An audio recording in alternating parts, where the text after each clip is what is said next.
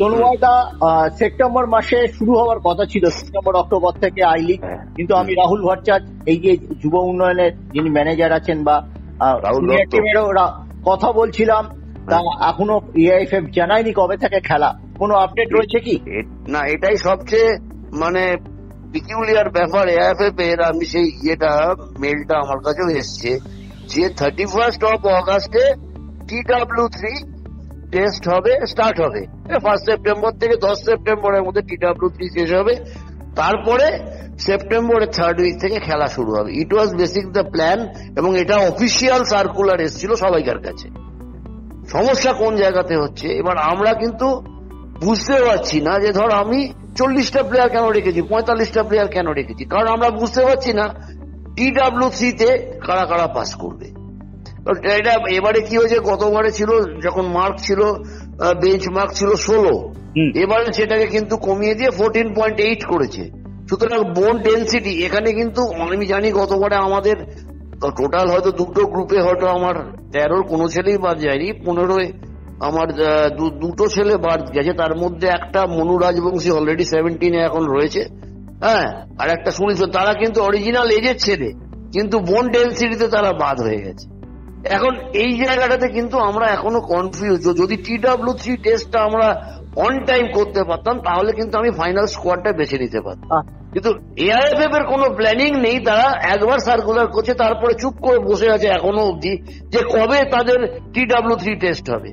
আমরা গতবারে প্রপোজাল দিয়েছিলাম, আমরা যখন ফাইনাল রাউন্ড খেলতে গেছি, ইট ওয়াজ টেরিবল হট ইন অমৃতসর, মানে দাঁড়ানো যাচ্ছে না। সকাল 7টার সময় খেলা দিচ্ছে কি না 31শে মের মধ্যে খেলা শেষ করতে হবে। তার মানে কি, আমরা যদি এই বেসিক প্ল্যানটা এআইএফএফ কি ছিল, সেপ্টেম্বর থেকে মে অবধি ছেলেদের গ্যাপ দিয়ে দিয়ে, পরীক্ষার গ্যাপ দিয়ে দিয়ে খেলা, সোতার ছেলেরা রেস্ট পাবে ও তাদের বেস্ট পারফরমেন্স দিতে পারবে। কিন্তু এখন যখন শুরু হবে তার কিন্তু 2-3 দিন অন্তর ম্যাচ দিয়ে দেবে। তার মানে কি হচ্ছে, তার মানে ছেলেরা প্রপার রিকভারি হচ্ছে না। ইউথ ডেভেলপমেন্টে ট্রেনিং রিকভারি ম্যাচ রিকভারি, এটা তো একদম সিস্টেম, কিন্তু সেই সিস্টেমটা তো এআইএফএফ নিজেই ব্রেক করে দিচ্ছে। আজকে সার্কুলার করেছে জুলাই মাসে, এখনো অব্দি টিল নাও এখনো কেউ জানে না কবে খেলা শুরু হবে, TW3 কবে হবে। মানে সত্যি এটা তবে একটা কথা তোকে বলছি, মোহনবাগান ক্লাব কিন্তু ভালো, মানে একদমই চিন্তা ভাবনা করছে যে long term academy, so that supply লাইনটা উপর অব্দি ঠিক থাকে, এটা কিন্তু চিন্তা ভাবনা করছে। এবং আগামী দিনে হয়তো এটাও হয়ে যাবে, ইমপ্লিমেন্টেড হবে খুব শিগগিরই, কারণ বিনয় চোপড়া যে ডাইরেক্টর, ভেরি মাচ ইন্টারেস্টেড এবং এই ব্যাপারটাতে কিন্তু খুব নজর দেয়, যেটা এতদিন ছিল না। কিন্তু মোহনবাগান গত বছর থেকে অলরেডি একটা স্ট্রিম লাইন করে ফেলেছে, 13, 15, 17 যে স্ট্রিম লাইনটা, সেই স্ট্রিম লাইন আর কিন্তু চলে আসছে। আমার 13 থেকে 15 অলরেডি আমার 4টে ছেলে চলে এসছে, 15 থেকে 17 7টা ছেলে চলে গেছে, আর গতবারের যে ছেলে। সুতরাং আমরা স্ট্রিম লাইনে, আমরা যে ইউথ ডেভেলপমেন্টের যে চ্যানেল, সেই চ্যানেলটাই কিন্তু আমরা তৈরি করে ফেলেছি। এখন এইটাকে আমাদের রাখতে হবে, সো দ্যাট আমার তলা থেকে যে প্লেয়ার গুলো আসবে তারা 13 থেকে 15 থেকে 17 বেস্ট প্লেয়ার গুলো, যদি 30টা প্লেয়ারের মধ্যে আমি মনে করি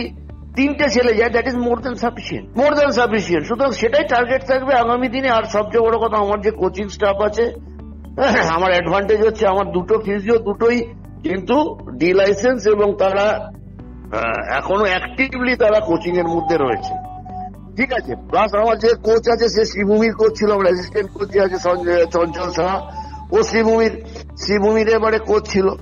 হ্যাঁ, ন্যাচারালি আমার অ্যাসিস্ট্যান্ট কোচ, ফিজিও, আমার গ্রুপটা, আমরা একটা টিম হিসেবে কাজ করি, তো যার জন্য আমাদের কি হচ্ছে, বন্ডিংটা খুব ভালো এবং টিমের মধ্যে বন্ডিংটা খুব ভালো। অনেক ধন্যবাদ তন্ময়দা। যুব উন্নয়নের মোহনবাগান সুপার জায়ান্ট কি করছে, আমরা মোহনবাগান সিনিয়র টিমের খবর সবসময় করি, আমাদের হাতের কাছেও রয়েছে প্র্যাকটিস গ্রাউন্ড, কিন্তু শহর থেকে দূরে কি করছে তোমার সঙ্গে কথাবার্তা বলে একদম বোঝা গেল।